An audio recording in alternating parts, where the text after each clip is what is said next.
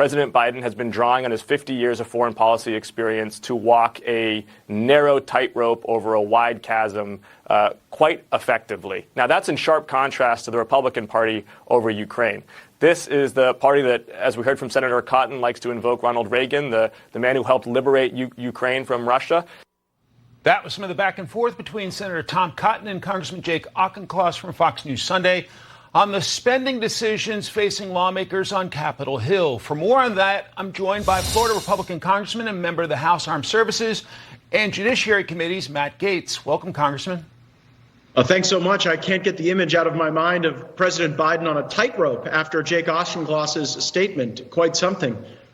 Well, so there is an effort to get funding for Israel and Ukraine passed through Congress by Christmas. Should there be a border component included before lawmakers do that? I believe all these issues should be addressed separately. However one feels about Ukraine or Israel or our own border, I think we should all responsibly acknowledge that they deserve their own dignity. The problem is most Republicans don't support continuing U.S. involvement in Ukraine. That becomes a political weight, and most Americans do support continuing to keep our close alliance with Israel well-resourced and on the right track. And so really what you hear from a number of folks in the Senate, Republican and Democrat, is that they want to use the goodwill Americans have toward Israel to drag along our continued involvement in Ukraine. As to the border provision specifically, I'm increasingly concerned that on the border, the problem isn't money. We know exactly what to do to fix our border problem. It's the Remain in Mexico policies. It's the Title 42 authorities that President Trump had put in place. And it's the safe third country provisions that didn't have people trekking all the way into the United States for an asylum claim that they would never ultimately show up to in court. So I'm not for the Joe Biden $100 billion supplemental that will make things more challenging on the border and certainly won't make us safer abroad. But do you worry about what happens to Ukraine and war in Europe if the United States backs off supporting the Ukrainians? Well, I'm more worried about a nuclear Russia engaging in some sort of escalatory accident that could draw the United States into literally a nuclear conflict than I am about broken down Russian tanks in the Donbas region. I don't believe that the American people want to pay another $100 billion to figure out which guy gets to run Crimea. We seem to almost be hitting a point there in the conflict where the Russian-speaking territories look very differently than what you see from the Western-leaning cities in Ukraine like Kyiv. So I'm far more concerned about what will happen to our people if we continue this tomfoolery. All right, let's go to the Middle East. More hostages are being released, including today, including that precious 4-year-old American girl. How do you grade President Biden's performance when it comes to the Israel-Hamas conflict?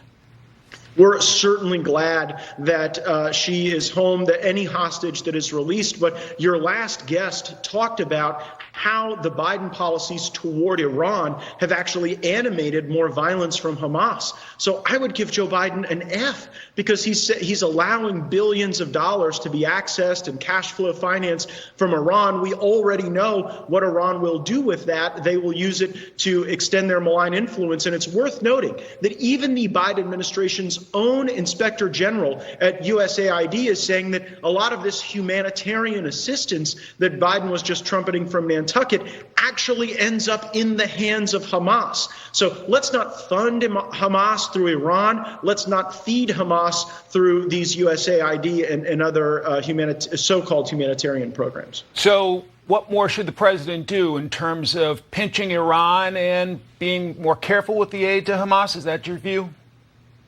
Well, I don't know that we have a situation in Gaza where we can send aid that isn't controlled by Hamas. In a lot of ways, it's very similar to what we dealt with in Somalia in the 90s, where we wanted to ensure that people had food and medicine, but providing that provision was often scooped up by warlords. So I think the best thing to happen, frankly, for the people of Gaza, for the people of Israel and throughout the Middle East, is to see Hamas entirely defeated, allow the folks in Gaza to have some semblance of peace with without being terrorized by Hamas, and that'll likely lead to safer conditions than we've seen. And if we continue with this hostage trading diplomacy, as glad as we are to see those hostages home, I worry that that sets up a new paradigm where more hostages might be taken to buy time for more military operations that could actually lead to more death and destruction. So it's very perilous right now.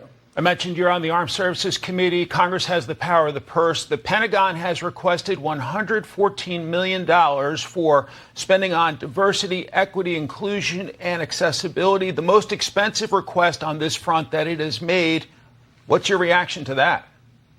It is deeply troubling that we have some military leaders who want to build social justice warriors instead of warriors who are survivable and lethal and capable on the battlefield. We just saw in Minot, North Dakota, some military leaders admonish potential service members from even attending a conference with Turning Point USA, a conservative group that is certainly not out of the mainstream.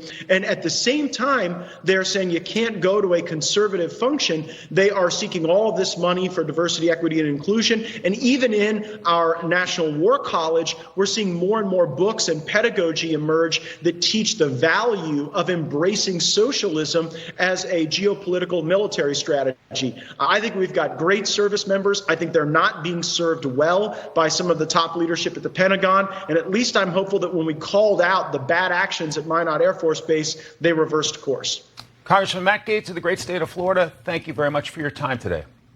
Thank you, Mike.